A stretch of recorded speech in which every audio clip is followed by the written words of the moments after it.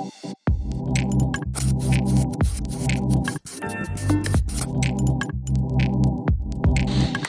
gente, eu sou o Antônio e hoje nós vamos começar a estudar o primeiro capítulo da carta de Tiago. Só lembrando que Tiago é uma carta circular, ou seja, não foi feita para uma pessoa, e sim para várias pessoas, várias igrejas, certo?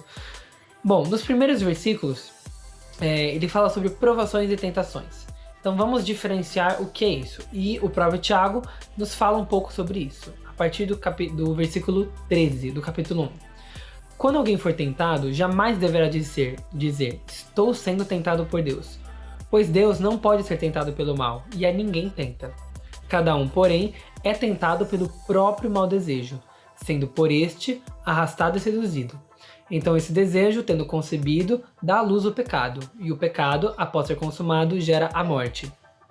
Ou seja, a diferença entre provação e tentação é a origem, quem está fazendo esse convite. Ambos são um convite. A aprovação é um convite de Deus para nós podermos reafirmar a nossa fé, reafirmar a nossa posição.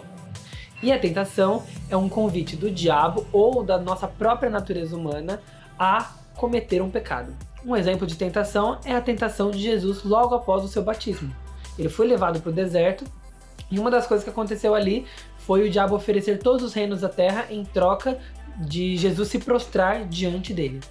E aí, obviamente, todos sabemos que Jesus não se deixou levar e venceu a tentação. Um exemplo de provação muito claro é Abraão. Abraão foi provado por Deus quando Deus pediu para ele sacrificar o seu filho. E aí a gente pode observar o seguinte. Provação e tentação são duas coisas que em várias situações caminham juntas. Muito provavelmente, pensando da nossa perspectiva humana, Abraão, ele muito provavelmente foi tentado por ele mesmo a não fazer isso. É aquela cena clássica dos desenhos, o diabinho aqui e um anjinho aqui. Por quê? Se a gente for pensar em entregar o nosso próprio filho, imagina você que está assistindo, seja pai ou mãe, imagina, ou se você ainda não é pai ou mãe, imagina a sua mãe tendo que te entregar, te sacrificar, e ela mesma, ou ele mesmo, tem que fazer o sacrifício. Então, foi muito provável que ele também sentiu esse desejo de não querer fazer, mas obviamente, todos sabemos, conhecemos as escrituras, que Abraão venceu e foi aprovado por Deus. E aí é muito legal quando a gente pensa em perseverar, porque como Abraão, né, ele persistiu e perseverou no Senhor. E aí Tiago mostra o quão importante é nós podermos perseverar no Senhor. Versículo 2. Meus irmãos, considerem motivo de grande alegria o fato de passarem por diversas provações, pois vocês sabem que a prova da sua fé produz perseverança. E a perseverança deve ter ação completa, a fim de que vocês sejam maduros e íntegros, sem que falte a vocês coisa alguma. Ou seja, a prova da nossa fé gera maturidade, evolução. E não é só para reafirmar para Deus a nossa posição, mas reafirmar para nós mesmos diariamente. E reafirmar para as outras pessoas, que mesmo com as dificuldades, nós estamos juntos com Deus, nós estamos firmados no Senhor.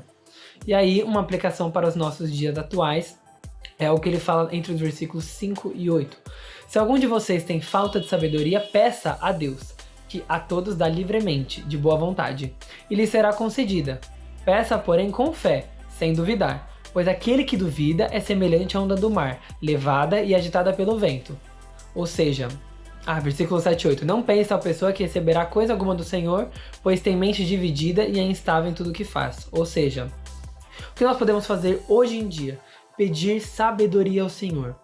Sabedoria, para nós podermos distinguir provação e tentação, a fim de nós não tentarmos culpar a Deus por alguma coisa, e temos sabedoria para poder vencer a provação e poder ser aprovado por Deus. Assim como o versículo 12 diz, feliz é o homem que persevera na provação, porque depois de aprovado receberá a coroa da vida, que Deus prometeu aos que amam. Então busque sabedoria desde sempre, todos os dias, para nós podermos reafirmar isso para nós mesmos, que nós somos de Deus. É isso.